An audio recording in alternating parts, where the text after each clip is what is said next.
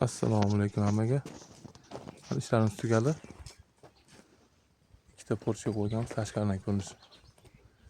Oshxonaning porchkasi, narigi hammomning porchkasi. Razmerlar bilan aytadigan bo'lsak.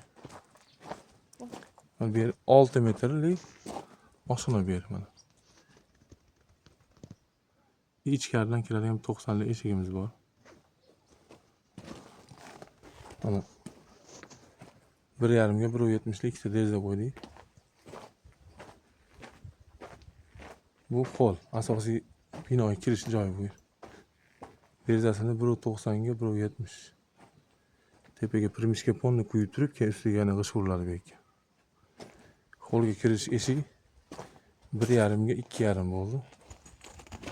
Bu yer hol 6 metr va 40 santimetr. Mehmonxonaga ichkaridan bitta xot bor.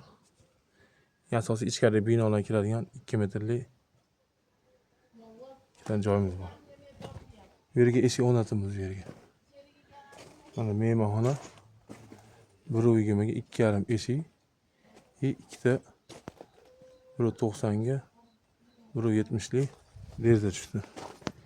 Keyin mehmonxonaning eni 4 metrga 8 metr. Binoning balandligi 3 metr.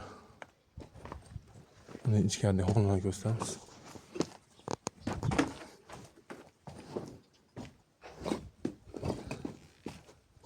Koridorimiz 3 metrlik koridor. Ya 2 metrlik. Adashdim. Keyin hali bitta xona. Hammasi 5 metrlik. Birinchi xona yotoqxona. Bu yerga dush qilib, garderob qo'ysa bo'ladigan joy qoldi. 5 metrlik xona bu birinchi yotoqxona. Keyin yanida deski xona, o'rtasiga ikki otasidan pechka qo'yiladi. Shu tarafdan isitiladi.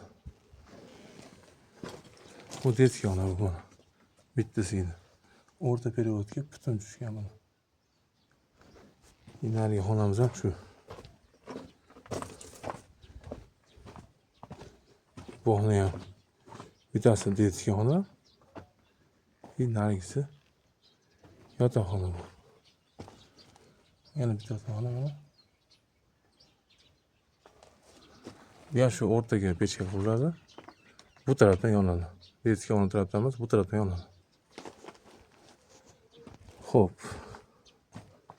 Bu yerga 2 metrlik tushadi.